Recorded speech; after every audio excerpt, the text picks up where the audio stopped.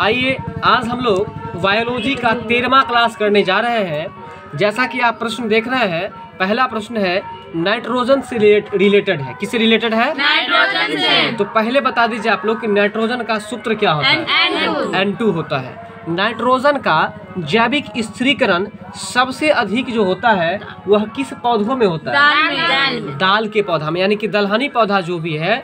दलहनी का मतलब जैसे कि आपको हो गया मसूर का दाल, खेसारी का हो गया, चना का हो गया, राहर का हो गया, कुर्थी का हो गया, मूंग का हो गया। ये जितने भी दलहनी पौधा है इसमें राइजोबियम जीवाणु सबसे अधिक नाइट्रोजन का क्या करता है? स्थिरीकरण करता है। क्या करता है? जी हाँ, स्थिरीकरण करने का काम करता है। आपका अगला प्रश्न है एवियन इन्फ्लुएंजा। एवियन इन्फ्लुएंजा, जरा बोलिएगा आप लोग भी। एवियन इन्फ्लुएंजा, जिसको हम लोग ब्लड फ्लू भी कह सकते हैं। क्या कह सकते हैं? सॉरी, ब्लड फ्लू बोल दे, मतलब बर्ड फ्लू। क्या बोलेंगे? Bird flu. तो ये एवियन इन्फ्लुएंजा को हम लोग बर्ड फ्लू भी कहते हैं। तो इसको जो सूचित किया आता है किससे? H5N1 से। किससे?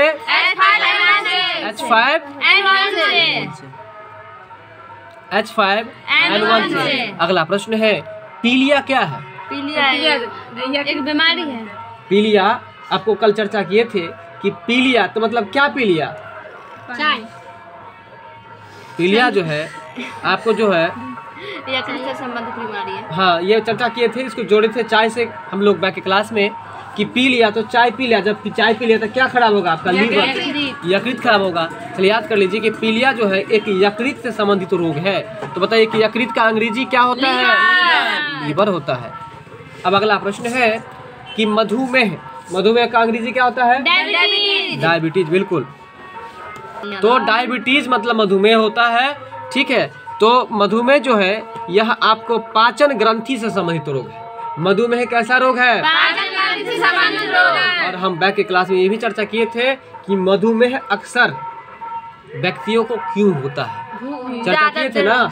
अधिक लंबे समय के बाद यदि आप मीठा पदार्थ सेवन करते हैं तो इससे आपको मधुमेह होने का ज्यादा चांसेस रहता है, संभावना रहता है। तो बताइए कि मधुमेह क्या है? मधुमेह पाचन संबंधित एक रोग है। अगला प्रश्न है यदि रोगी को क्षय रोग हो गया हो, क्षय रोग मतलब टीबी हो गया हो, यानी कि तपेदिक हो गया हो, तो शरीर का कौन सा अंग प्रभावित होगा? फेफड़ा। चलिए, तो आप लोग याद रखेंगे कि क्षय रोग में कौन सा अंग प्रभावित होगा? फुफ्फुसिया, फेफड़ा प्रभावित होगा। अगला प्रश्न है अधिकतर पोषक तत्व रक्त में अवशोषित किए जाते हैं। अधिकतर पोषक तत्व रक्त में अवशोषित किए जाते हैं। जरा प्रश्न को जरा समझ लीजिए। आप जो भोजन करते हैं तो भोजन का पचना प्रारंभ कहाँ से होता है? मुंह से होता है। उसके बाद जैसे जैसे नीचे जाता है वो आपको एक अंग से दूसरे अंग में जाता है। ठीक है, और सबसे अंत में जो जाता है वो आपको छोटी आंत में जाता है। सबसे अंत में कहाँ आता है? छोटी आंत में पूरा पाचन हो गया। पाचन होने के बाद अब जो बचा हुआ है, जो पोषक तत्व सब निकल के आया, उसको अब खींचता है। उसको क्या करता है? खींचता है। तो आप लोग बताएंगे कि उस पोषक तत्व जो वो जो पोषक तत्व खींचाता है तो कहाँ पर मिलता है? छोटी आंत से तो खींचता ही है। तो वो खिंचा करके कहाँ जाता है? आपके खून में। कहाँ जाता है? खून में। कॉन्सेप्ट समझे कि नहीं समझे ये बता दीजिए पहले आप लोग। कहाँ से कहाँ गया बताइए? मुंह से गया आपको ग्रहणी में, ग्रहणी के बाद बड़ी आंत में, बड़ी आंत के बाद छोटी आंत में क्या बचा? पूरा निचोड़ करके जो बचा है आपको, अब वो बचा पोषक तत्व। और वो पोषक तत्व को खींच लेता है कौन? तो खून। यानी कि वह खून में समा जाता है पोषक तत्व। तो आपका शरीर बलिष्ठ होता है, शरीर आपका जो स्वस्थ रहता है। नहीं समझ में आ रहा है? यहाँ आप कोई मेडिसिन भी लेते हैं तो आपका पाचन उसी तरह से होता है जैसे आपका भोजन का पाचन होता है। वहाँ जाने के बाद फिर इसके बाद आपके बॉडी में हो जाता है।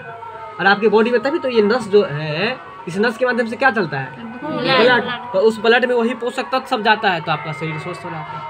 आपका होठ फटता है, चेहरा फटता है, आप विटामिन सी लेते हैं।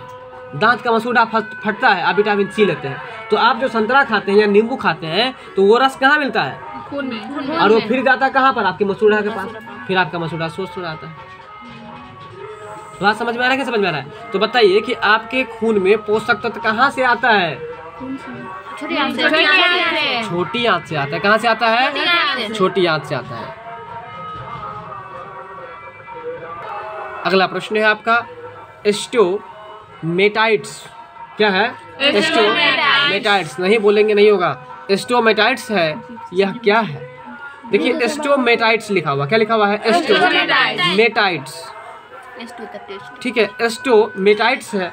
तो हमने बताया था कि जब घर में कभी खाना तीखा बन जाता है तो हम लोग चर्चा के दौरान बोलते हैं कि आज का खाना बहुत टाइट बना था। क्या बना था? टाइट। तो देखिए इसमें टाइट लगा हुआ है ना, तो इस टाइट से याद कर लीजिए स्टोमेटाइट्स। बोलिएगा और स्टोमेटाइट्स जो रोग है आपको, वो कैसा रोग है? कैसा रोग है? आपके जीभ से संबंधित रोग है। स्टोमेटाइट्स रोग जो है वो किससे संबंधित रोग है? तो आप ये बात कैसे समझ जाते हैं कि आज का घर में खाना टाइट बना हुआ है? आप अपने जीभ से स्वाद लेते हैं और समझ जाते हैं कि आज का खाना टाइट बना है। इसलिए याद कर लीजिए कि स्टोमेटाइट्स जो है वह आपको कैसा रोग है? जीभ से संबंधित रोग है। इसका अगला प्रश्न है आपका कि मछली के लीवर में कौन सा विटामिन पाया? ठीक है, तो उसी को लिखा है कि मछली का लीवर तेल भरपूर होता है किससे? तो मछली का लीवर तेल जो भरपूर होता है विटामिन डी से। और साथ में एक और ये भी याद रखिएगा कि अगर विटामिन डी आंसर नहीं हो तो इसका आंसर विटामिन ए भी रह सकता है। बस समझ में, यानी कि ए और डी मछली के तेल में, ठीक है ना, लीवर तेल में। किसमें? लीवर। और आपके लीवर तेल में भी वही पाया जाता है, ठीक है ना, विटामिन ए और डी। अगला प्रश्न है कोबरा। कोबरा का मतलब होता है नाग। कोबरा का मतलब क्या होता है? नाग। कोबरा सर्पदंश के बाद जहर का असर शरीर के किस भाग पर होता है? दिमाग पर। यानी कि जब कोबरा काट लेता है तो उसका असर कहाँ पर होता है? दिमाग पर। ठीक है, कोबरा का मतलब क्या होता है? कोबरा अंग्रेजी वर्ड है, इसका मतलब होता है नाग। क्या होता है? नाग होता है। ठीक है, तो कोबरा सर्पदंश मतलब सांप जो दंश मारता है, आपको डसता है, तो सर्पदंश के बाद जहर का असर कहाँ पर जाता है? आपके दिमाग पर। दिमाग का अंग्रेजी क्या होगा? ब्रेन होगा। क्या होगा? ब्रेन। अगला प्रश्न है हमारे शरीर के विभिन्न भागों से हृदय तक। देखिए जरा ध्यान दीजिएगा प्रश्न को। हमारे शरीर के विभिन्न भागों से हृदय तक, कहाँ तक? हृदय तक यानी कि दिल तक। हृदय मतलब दिल। दिल तक जो रक्त का वहन होता है, वहन मतलब भेजा जाता है। शरीर के विभिन्न भागों से खून कहाँ पर भेजा जाता है? दिल। तो दिल तक जो आपको भेजा जाता है वह किसके माध्यम से भेजा जाता है? शिरा के माध्यम से। ये बिल्कुल सही भी है। ये जो आपका है, ये देख लीजिए, ये जो है ना, ये देख रहे हैं ना, ये देख रहे हैं, ये सब क्या है?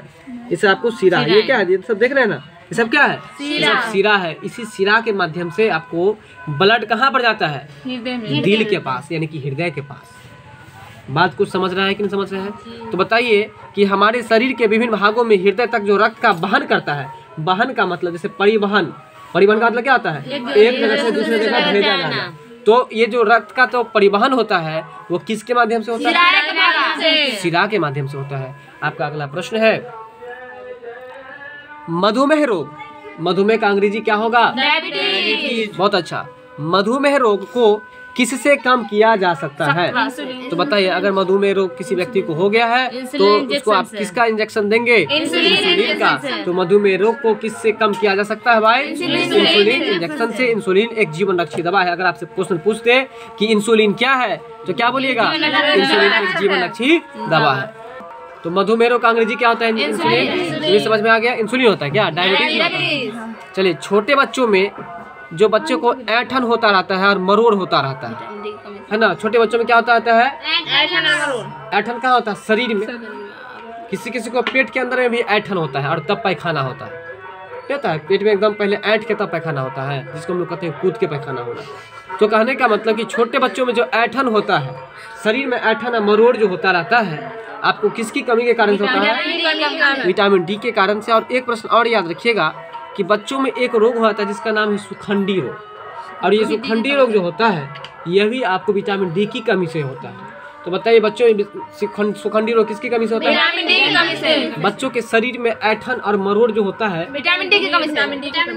कितने बच्चों को देखते हैं शरीर ऐठता रहता है, किसके कारण से? विटामिन डी की कमी से। ठीक है, अगला प्रश्न है आपका RH कारक। RH कारक एक शब्द है। RH कारक जो है क्या है, एक शब्द है। तो RH कारक यह शब्द किससे संबंध है बताइए। चलिए अब यहाँ इस प्रश्न को जरा ध्यान दीजिए। RH का क्या लिखा हुआ है, RH का संबंध है। तो बताइए कि RH का संबंध किससे है, रक्ताधान से। रक्ताधान से मतलब कि समझिए, अगर रक्ताधान नहीं याद रहेगा तो ऐसे याद रखिएगा कि इसका संबंध रक्त से। किससे है, रक्त से। RH फैक्टर भी उसको अंग्रेजी में कहते हैं। तो RH का संबंध किससे है, रक्ताधान से है। अगला प्रश्न है कि इंसुलिन किसके उपापचय को नियंत्रण करता है। देखिए हम आपको इसके बारे में जरा चर्चा किए थे, एक बार और चर्चा कर देते हैं कि मधुमेह के रोग जो होते हैं किसी व्यक्तियों को, तो पैनक्रियाज ग्रंथि, जिसको हिंदी में हम लोग कहते हैं अग्नाशय ग्रंथि। कौन सी ग्रंथि कहते हैं, और ये अग्नाशय ग्रंथि जो है यह एक अंतःस्रावी ग्रंथि है, ये भी याद रखिएगा। अग्नाशय ग्रंथि कैसा है, और यह अंतःस्रावी ग्रंथि जो अग्नाशय ग्रंथि है यह अपना काम करना स्लो कर देता है। काम करता है लेकिन स्लो कर देता है। तो स्लो करने के बाद शरीर के अंदर में जो आप सामान खाते हैं, मीठा वाला पदार्थ खास तौर पर यदि खाते हैं, तो इससे क्या होता है कि आपको वह शक्कर की मात्रा को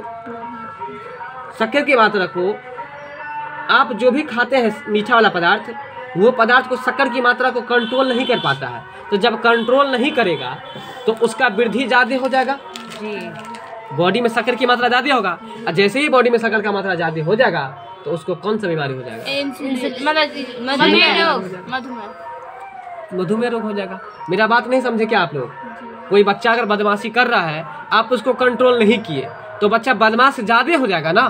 तो वही बात है, अग्नाशय ग्रंथि काम करना क्या करता है, रुकेगा तो मृत्यु ही हो जाएगा। स्लो मतलब कम काम करता है। जब काम करता है तो आपके शरीर में जैसे आलू खाए, चावल खाए या चीनी खाए, मीठा पदार्थ कुछ भी आप खाते हैं, तो उससे जो शक्कर की मात्रा ब्लड में जाता है, उस ब्लड में शक्कर की मात्रा क्या होता है, खूब अधिक मात्रा में जाने लगता है। और जिसके कारण से आप देखिएगा चीनी का जो जांच होता है तो किसके माध्यम से जांच होता है, यहाँ पर आपका उंगली लेगा, यहाँ पर थोड़ा सा है ना मानेगा इंजेक्शन, अब ब्लड लेकर के कीट पर डालता है और इसके बाद वो चेक कर लेता है नहीं कि इसको चीनी है कि नहीं है। ऐसे करके नहीं मारता, ऐसे करके, हाँ बिल्कुल इसी तरह से होता है। तो वही बात है कि खून में किसकी मात्रा बढ़ जाती है, अब आप लोगों को कॉन्सेप्ट समझ में आ गया होगा कि इतना ही खून से कैसे पता चल जाता है। और ये बात अभी जस्ट बता ही दिए थे आपको कि आप जो भी पोषक तत्व लेते हैं छोटी आंत से खींच करके कौन ले जाता है, हृदय ले जाता है। मतलब हृदय के पास, सॉरी, छोटी आंत से सीरा ले जाता है रक्त।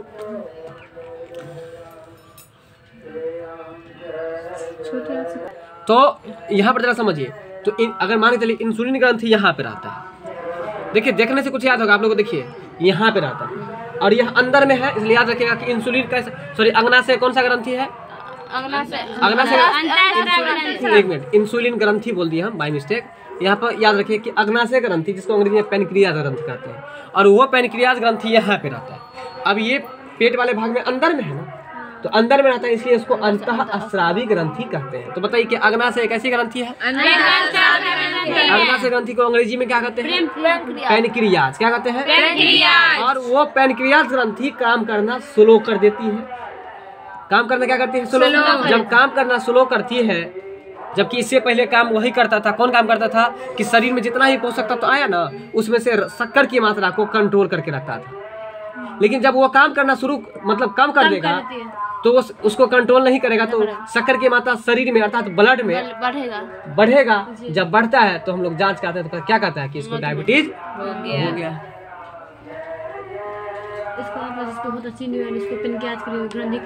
पैनक्रियाज ग्रंथि स्लो हो जाता है काम करना, वो अपना प्रोसेस जो सिस्टम है वो कम हो जाता है। इसलिए अगर इस बीमारी को शुरुआती में कंट्रोल किया जाए तो पैनक्रियाज ग्रंथि आपको कंट्रोल हो जाता है। सबसे पहले होता है मधुप्रमेह, चीनी बीमारी लास्ट पोजीशन है, थर्ड पोजीशन है। पहले होता है मधुप्रमेह, मधुप्रमेह के बाद थोड़ा सा और बढ़ता है। अगर वो 2 स्टेप तक भी आपको पता नहीं चल सका कि आपको चीनी होने वाला है, तो तीसरा स्टेप जो हो जाता है उसको कहते हैं मधुमेह।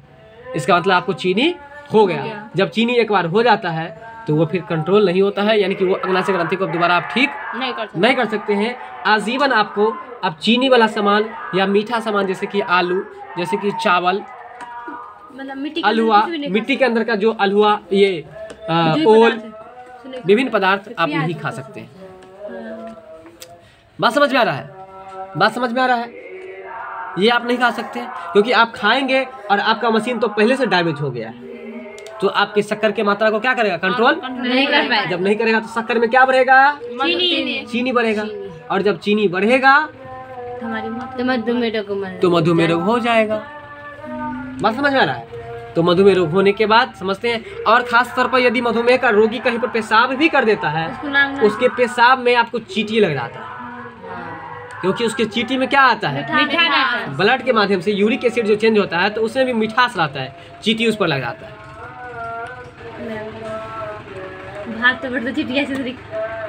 बात समझ में आ रहा है? अब हम आगे चलते हैं, इसके बारे में जरा और कॉन्सेप्ट देते हैं आपको। तो इस बीमारी को अगर शुरुआत में हम लोग कंट्रोल कर लेते हैं तो इससे क्या होता है कि हम लोग का अग्नाशय ग्रंथि कंट्रोल रहता है, वो जल्दी खराब नहीं होता है। बात समझ में आ रहा है? तो याद रखिएगा अग्नाशय ग्रंथि के बारे में।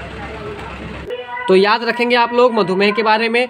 इंसुलिन किसके उपापचय को नियंत्रण करता है भाई? तो हम आपको बताते हैं ना कि शक्कर की मात्रा बढ़ जाता है, तो वही बात है। देखिए, किसको नियंत्रित करना मतलब क्या चीज़ होगा? कंट्रोल करना। तो किसको कंट्रोल करता है? शक्कर की मात्रा।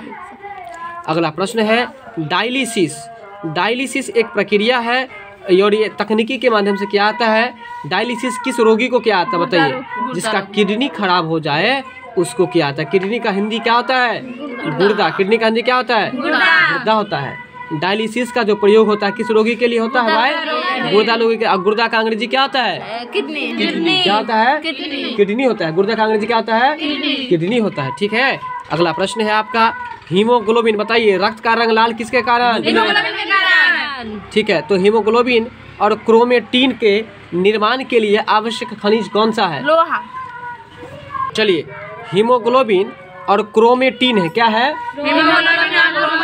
हीमोग्लोबिन और क्रोमेटिन के निर्माण के लिए आवश्यक खनिज क्या है? मतलब प्रश्न को जरा समझिए। आप चाहते हैं कि आपके बॉडी में हीमोग्लोबिन की मात्रा रहे, मतलब एक लेवल में रहे जो होना चाहिए, ठीक है ना? तो उसके लिए आपको लोहा वाला मात्रा लेना होगा। लोहा का मतलब जैसे कि पालक साग में लोहा पाया जाता है, जैसे कि सेब में पाया जाता है, तो ये मात्रा आप लेंगे। लोहा अगर वाला मात्रा अगर आप नहीं लेंगे तो आपके शरीर में खून नहीं बनेगा। नहीं समझ में आया? आप लोहा का मात्रा नहीं लेंगे तो खून नहीं बनेगा। तो अब लोहा मिलेगा किससे? पालक से मिलेगा। जरा सोचिए, लोहा मिलेगा किससे? पालक से मिलेगा, सेब से मिलेगा। पालक हम लोग कितना दिन खाते हैं घर में? साल भर में 2 से 3 दिन। साल भर में हमको लगता है कि 2 दिन 3 दिन खा लेते होंगे। बथुआ, उसमें लोहा मिलता है। हीमोग्लोबिन खत्म करता है। हीमोग्लोबिन निर्माण करेगा, एनीमिया को खत्म करता है। इसीलिए, क्योंकि एनीमिया मतलब क्या था? खून की कमी। तो बथुआ में आयरन मिलता है तो खून तो बढ़वे करेगा ना। सेब तो ऑलरेडी हम लोग ले ही नहीं पाते, इतना कॉस्टली हो जाता है हम लोगों के लिए। तो याद रखिए कि हीमोग्लोबिन बनने के लिए या क्रोमेटिन बनने के लिए क्या चीज आपको लेना होगा? पालक से। हीमोग्लोबिन लोहा और क्रोमेटिन के निर्माण के लिए आपको आवश्यक खनिज कौन सा हो गया? लोहा हो गया, यानी कि आयरन हो गया। और ये आयरन कहाँ से मिलेगा? बताइए, सबसे अधिक आयरन किस? पालक में मिलता है, ठीक है ना। और आयरन मिलने वाला एक और पदार्थ का नाम बताइए? सेब। चलिए, इसके बाद आपको आंवला जो है उसमें भी आयरन मिलता है। आंवला जो धात्री होता है उसमें भी आपको आयरन मिलता है। तो एक ही पोषक तो थोड़ी ना मिलता है उसमें। विटामिन बी के बारे में समझिए। विटामिन बी कॉम्प्लेक्स जो आप कैप्सूल खाते हैं, विटामिन बी कॉम्प्लेक्स समूह से संबद्ध नहीं है। तो देखिए, विटामिन बी कॉम्प्लेक्स से बिल्कुल संबद्ध नहीं है। एस्कॉर्बिक एसिड, तो बताएंगे आप लोग कि एस्कॉर्बिक एसिड का संबंध किससे है? बताइए। विटामिन सी से है। किससे है? विटामिन सी से है। तो यहाँ पर आप इस प्रश्न को यहाँ से कट कर दीजिए। बस इतना याद रखिएगा कि एस्कॉर्बिक एसिड का रासायनिक नाम क्या है? विटामिन सी है। चलिए, दिन के समय, अच्छा क्वेश्चन है, दिन के समय पौधे क्या लेते हैं और क्या छोड़ते हैं? कार्बन डाइऑक्साइड लेते हैं और ऑक्सीजन छोड़ते हैं। लेकिन पीपल और तुलसी ही एक ऐसा पौधा है जो दिन और रात क्या छोड़ते हैं? ऑक्सीजन छोड़ते हैं। इसलिए अधिक से अधिक पीपल लगाना चाहिए। अगल बगल में अगर पीपल का पेड़ हो तो वहाँ कुछ देर जाकर के बैठना चाहिए, शुद्ध ऑक्सीजन मिलेगा हमेशा। ठीक है, तो याद रखिएगा कि दिन के समय पौधे आपको क्या लेते हैं और क्या छोड़ते हैं? कार्बन डाइऑक्साइड का सूत्र क्या होगा? CO2। ऑक्सीजन का सूत्र क्या होगा? O2। चलिए अब आपका अगला प्रश्न है मस्तिष्क रोग। मस्तिष्क रोग मतलब क्या होता है? आपके ब्रेन का रोग। आपके ब्रेन में एक निदानकारी यंत्र है, ठीक है। मस्तिष्क रोगों का निदानकारी यंत्र जो है उसका नाम है, ठीक है। मतलब इसका मतलब क्या हुआ, क्वेश्चन समझिए। मस्तिष्क रोगों का निदानकारी यंत्र मतलब यदि आपको किसी व्यक्ति को मस्तिष्क से संबंधित रोग हो गया है तो बताइए एक मस्तिष्क से संबंधित रोग का नाम। मेनिंजाइटिस, बिल्कुल। तो नाम है तो क्वेश्चन का। तो ये मेनिंजाइटिस यदि हो जाता है किसी को या मस्तिष्क से संबंधित किसी प्रकार का रोग हो जाता है तो उसके लिए जो उपकरण का जरूरत होता है, जैसे अभी पढ़े थे ना कि किडनी अगर किसी का खराब हो जाए तो उसको क्या क्या आता है? डायलिसिस क्या आता है? क्या क्या आता है? डायलिसिस क्या आता है? तो उसी तरह से एक मस्तिष्क रोगों के निदान के लिए जिस यंत्र का प्रयोग किया आता है उस यंत्र का नाम क्या है? तो उसका नाम है आपको इलेक्ट्रोएन्सेफेलोग्राम। बोलिएगा इलेक्ट्रोएन्सेफेलोग्राम। बताइए कि मस्तिष्क रोगों के निदानकारी यंत्र का नाम बताइए आप लोग। तो जरा ध्यान दीजिए, देखिए इलेक्ट्रोएन्सेफेलोग्राम। बोलिए इलेक्ट्रोएन्सेफेलोग्राम। इलेक्ट्रोएन्सेफेलोग्राम। अब बोलिए इलेक्ट्रोएन्सेफेलोग्राम। तो इलेक्ट्रोएन्सेफेलोग्राम क्या है? मस्तिष्क रोगों का निदान यंत्र है। मतलब मस्तिष्क रोगों के समाधान के लिए जो प्रयोग किया आता है जिस यंत्र का, उसका ही नाम है इलेक्ट्रोएन्सेफेलोग्राम। अब समझ में आ गया होगा आपको प्रश्न। चलिए चलते हैं अगले प्रश्न पर। लिखा है कि हृदय रोगों के निदानकारी यंत्र का नाम क्या है? यदि अभी तो पढ़े थे मस्तिष्क रोग का, अब पढ़ रहे हम लोग यदि किसी को दिल का रोग हो गया। अच्छा, चलिए तो हृदय रोगों के निदानकारी यंत्र जो है इसका नाम है, बोलिएगा इलेक्ट्रोकार्डियोग्राफ। इलेक्ट्रोकार्डियोग्राफ। देखिए यानी कि हृदय रोग किसी को अगर हो जाएगा ना तो देखिए दिल का रोग आजकल बहुत ज़्यादा हो रहा है। तो दिल का रोग जब किसी को होगा तो उसमें पैसा ज़्यादा खर्चा होता है। इसके लिए आप क्या कीजिएगा कि मोदी वाला कार्ड बना लीजिएगा। क्या बना लीजिएगा? कार्ड। तो कार्ड जो बना लीजिएगा ना तो इससे क्या होगा कि आपको कुछ फायदा मिल जाएगा। तो याद रखिए, कार्ड से याद कर लीजिए कि कार्ड आप कब बनाइएगा, पहले ये बताइए। जब दिल का रोग हो जाएगा यानी कि हृदय रोग हो जाएगा। तो हृदय रोग के निदानकारी का यंत्र जो है वो क्या नाम है? इलेक्ट्रोकार्डियोग्राफ। फिर से बोलेगा, फिर से बताइए इलेक्ट्रोकार्डियोग्राफ। अब बोलिए हृदय रोगों के निदान के यंत्र का नाम इलेक्ट्रोकार्डियोग्राफ है। एक बार फिर से सुन लीजिए, दिल के मतलब हृदय रोगों के निदान के लिए क्या बोलिएगा? हृदय रोगों के निदान के लिए, या ये भी बोल सकते हैं हृदय रोगों के समाधान के लिए किस यंत्र का प्रयोग किया आता है? अब बताइए कि मस्तिष्क के रोगों के निदान के लिए किस यंत्र का? इलेक्ट्रोएन्सेफेलोग्राम। बहुत अच्छा। अब आपका अगला प्रश्न है स्टेथोस्कोप। अब बताइए स्टेथोस्कोप आप लोग देखे हैं कि नहीं? सभी लोग देखे हैं, बताइए। डॉक्टर का कान में कुछ लगाते हुए देखे हैं और ऐसे ऐसे चेक करते रहते हैं, उसको हम लोग क्या बोलते हैं? आप आज से वो नहीं बोलिएगा, आप उसको बोलिएगा स्टेथोस्कोप। क्या बोलिएगा? स्टेथोस्कोप। और स्टेथोस्कोप से क्या मापा जाता है? हृदय की धड़कन सुनने वाला। यदि किसी को सर्दी खांसी हो जाता है तो हम लोग उसको लगा के चेक करते हैं। अगर यहाँ लगाते हैं तो इसका मतलब समझिए यहाँ जो दिल है, ध्यान दीजिए थोड़ा, यहाँ जो दिल है तो इसका मतलब आपको ये वाइब्रेट चेक करता है कि जैसे कि 1 मिनट में कितना धड़क रहा है। अगर ज़्यादा धड़केगा तो वो भी खराबी है, इसलिए सीमा बना हुआ है। 1 मिनट में हृदय के 18 वर्ष से ज़्यादा जो पुरुष होते हैं या कोई भी व्यक्ति होते हैं तो उसका कितना धड़कता है, तो वो लगा करके वही चेक करते थे। इतना ही नहीं, अगर इसके अंदर कफ होगा तो घड़घड़ाहट की आवाज़ आएगी, उसी से पकड़ लेता है बच्चे लोगों को, यहाँ पीठ पर या कहीं भी लगा करके। बात समझ में आ रहा है? समझ आ रहा है? तो देखिए वो आप कभी आला को देखें यहाँ पर लगाते हुए नहीं, वो उसके लिए थोड़ी ना बना है। नहीं, कहीं पर लगाते हो देखे, ये कहाँ लगाते हो देखे आप? पेट पे। यहाँ पर ना। इसका मतलब है कि वो हृदय के पास लगाता है। तो इसलिए याद रखिए कि स्टेथोस्कोप से क्या मापा जाता है? यानी कि हृदय के धड़कन को सुनने वाला की यंत्र है, और मापा क्या आता है? तो हृदय की धड़कन को मापा जाता है। समझ में आया कि नहीं? आप अब ये प्रैक्टिकल के साथ समझ गए होंगे आप लोग। तो बताइए कि स्टेथोस्कोप एक यंत्र है, क्या चीज, कैसा यंत्र है? हृदय की गति सुनने वाला एक यंत्र है। अगला है जोनास साल्क लिखा हुआ है, जो कि गलत लिखा हुआ है। यहाँ जो प्रश्न है थोड़ा सा बाई मिस्टेक है, जॉन, ठीक है, जॉन ऐसे होगा, ये पहला मिस्टेक है। जॉन ई साल्क होगा। देखिए जॉन के बाद हम तीर मार दिए हैं, याद रखिएगा। जॉन ई साल्क ने आविष्कार किया, ठीक है। तो जॉन ई साल्क ने जो आविष्कार किया, क्या आविष्कार किया है? पोलियो के टीका का। पोलियो जो बीमारी होता है ना, उसके टीका का खोज किया था। किसने किया था? John E Salk. अब इसको आप लोग ऐसे याद कीजिए कि जब बच्चे छोटे होते हैं, जैसे अभी आपके रुकैया जी हैं, तो इसको जो आप पोलियो का इंजेक्शन दिलवाने के लिए मधुबनी, दरभंगा, पटना जहाँ जाएंगे, तो आप उसको साल में ढक के जाएंगे ना, साले में ढक के जाएंगे ना। इसलिए याद कर लीजिए, जॉन ई साल्क ने पोलियो के टीका का आविष्कार किया, खोज किया, ठीक है। तो पोलियो के टीका का खोज किसने किया? जॉन। अब बताइए तो पोलियो किससे होता है? पोलियो जीवाणु से होता है। तो बताइए कि जॉन ई साल्क ने जो आविष्कार किया था, वो किसका आविष्कार किया? क्या चीज? पोलियो क्या चीज से होता है? यानी कि वायरस जनित रोग है ना।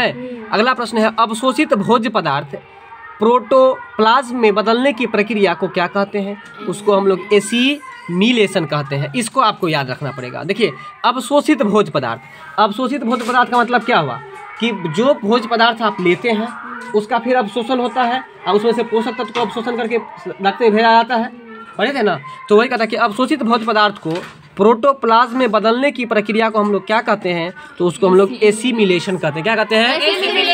एसिमिलेशन कहते हैं। और इस चीज़ को याद करना पड़ेगा, इसलिए आप लोग इसको रटिए। अगला प्रश्न है आपका, शरीर के थर्मोस्टेट, थर्मोस्टेट का हिंदी क्या होता है? जरा देखिएगा आप लोग। ताप स्थिरांक। थर्मोस्टेट का हिंदी क्या होता है? शरीर के थर्मोस्टेट यानी कि ताप स्थिरांक का काम करने वाली ग्रंथि कौन सी है? तो ये तो आप पहले से भी जानते हैं, है ना। शरीर के तापों का जो नियंत्रण करता है वो कौन सी ग्रंथि? हाइपोथैलेमस ग्रंथि। शरीर के थर्मोस्टेट यानी कि ताप स्थिरांक, मतलब ताप को स्थिर रखने का काम कौन करता है? हाइपोथैलेमस। जब ताप बढ़ जाता है तो हम लोग नहीं कहते कि हाई ब्लड प्रेशर इसको है, बोलते हैं नहीं। उसी से याद कर लीजिए आप लोग कि शरीर के थर्मोस्टेट, थर्मोस्टेट का मतलब ताप स्थिरांक, और ताप स्थिरांक को कम करने वाली ग्रंथि कौन सी है? हाइपोथैलेमस ग्रंथि है। अगला प्रश्न है आपका कि पक्षियों के अध्ययन को हम लोग क्या कहते हैं? पक्षियों के अध्ययन के विज्ञान को हम लोग क्या कहते हैं? उसको हम लोग ऑर्निथोलॉजी कहते हैं। क्या कहते हैं? ऑर्निथोलॉजी कहते हैं। पक्षियों का अध्ययन हम लोग करेंगे तो उसको हम लोग क्या कहेंगे? ऑर्निथोलॉजी। क्या कहेंगे? ऑर्निथोलॉजी कहेंगे। क्या कहेंगे? ऑर्निथोलॉजी कहेंगे। तो याद रखिए, क्या पक्षी के अध्ययन को हम लोग क्या कहेंगे? अब बताइए कि ऑर्निथोलॉजी किसे कहेंगे? पक्षियों के अध्ययन विज्ञान को हम लोग ऑर्निथोलॉजी कहते हैं। तो बताइए, फूलों के अध्ययन को हम लोग क्या कहेंगे? पोमोलॉजी। क्या कहते हैं? पोमोलॉजी। अच्छा, अब आइए आप लोग ऑनकोनोलॉजी, ऑनकोनोलॉजी कैंसर के अध्ययन को हम लोग कहते हैं। क्या कहते हैं? कैंसर के अध्ययन को। ठीक है। कार्डियोलॉजी, कार्ड वाला बात जैसे आएगा ना, हृदय का अध्ययन, याद रखिएगा, ठीक है ना। चलिए बताइए कि पक्षियों के अध्ययन विज्ञान को हम लोग क्या कहते हैं? ऑर्निथोलॉजी ना है। तो देखिए यहाँ पर आ लिख दिया है, जिसको हम अर्धचांद डाल देते हैं, सही कर देते हैं, याद रखिएगा आप लोग। ऑर्निथोलॉजी कहते हैं। प्याज जो खाते हैं आप, जैसे ही ऑप्शन में देखिएगा प्याज, तो आंसर मार दीजिएगा तना, इसका रूपांतरण होता है, ठीक है, तना। मच्छर वाहक नहीं है, मतलब मच्छर के द्वारा कौन रोग नहीं फैलता है? कहता है मच्छर वाहक नहीं है, मतलब कि मच्छर के द्वारा कौन रोग नहीं फैलता है? तो यक्षमा। यक्षमा मतलब टीबी, यानी कि तो ये फैलता किसके द्वारा भाई? जीवाणु के कारण। किसके द्वारा? जीवाणु का अंग्रेजी नहीं, बैक्टीरिया। बैक्टीरिया। क्या होता है? बैक्टीरिया होता है। जीवाणु का अंग्रेजी बैक्टीरिया। चलिए तो बताइए आपकी मच्छर के द्वारा फैलने वाला एक रोग का नाम बताइए। मलेरिया। तो बताएंगे आप लोग कि मच्छर के द्वारा होने वाला जो एक बीमारी है, जैसे कि मलेरिया है, ठीक है ना। तो याद रखिएगा आप लोग। अब अगला प्रश्न है कि डायबिटीज आ ही गया, डायबिटीज का चर्चा किए थे। मधुमेह। डायबिटीज का जो नियंत्रण किया जाता है किसके द्वारा, किस टीके के द्वारा? इंसुलिन का टीका लगा करके डायबिटीज को हम लोग नियंत्रण कर सकते हैं। इंसुलिन का टीका लगा करके हम लोग किसका नियंत्रण कर सकते हैं? डायबिटीज का नियंत्रण कर सकते हैं। ये आपको बहुत अच्छा से बता दिए हैं, इसलिए ज़्यादा बताने की कोई ज़रूरत नहीं है। बात समझ रहे हैं? ठीक है, तो बताएंगे आप लोग कि डायबिटीज जो नियंत्रण किया जाता है किस टीका के द्वारा? अगला प्रश्न है, सूक्ष्म जीवाणुओं से युक्त पदार्थ का शीतीकरण, शीतीकरण मतलब ठंडा करना, सही है। शीतीकरण एक प्रक्रिया है ना, जीवाणुओं के जीव द्रव का संकुचन करना। तो सूक्ष्म जीवाणुओं से युक्त पदार्थ का शीतीकरण एक प्रक्रिया है जिसका काम है जीवाणुओं के जीव द्रव का संकुचन करना। इस प्रश्न को आप लोग छोड़ देंगे, कुछ अधूरा है। अगला प्रश्न है, टिबिया नामक हड्डी कहाँ पर पाई जाती है? देखिए, टॉ से टिबिया तो टॉ से टांग, यानी कि टिबिया नामक हड्डी कहाँ पाया जाता है? टिबिया नामक हड्डी कहाँ पाया जाएगा?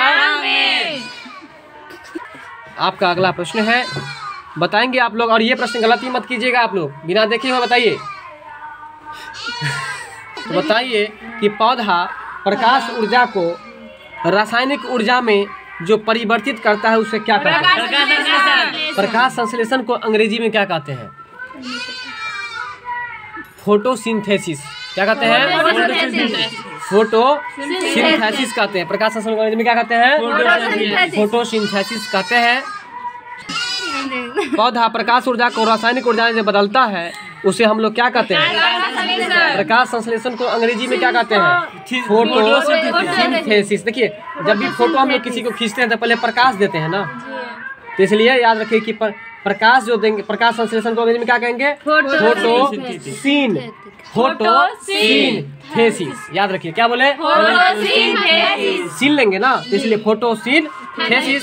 अगला है EEG।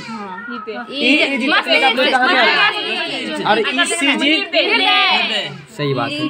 तो EEG, जैसे EEG बोले हम पहले बता दें, EEG मस्तिष्क तकनीक अभिलेखन में जो प्रयुक्त होता है वह मस्तिष्क क्रिया का आपको यूज होता है। ठीक है, तो आज का हमारा प्रश्न यहीं पर खत्म होता है। वीडियो अच्छी लगी हो तो लाइक शेयर सब्सक्राइब जरूर कीजिएगा और अधिक से अधिक शेयर कीजिए।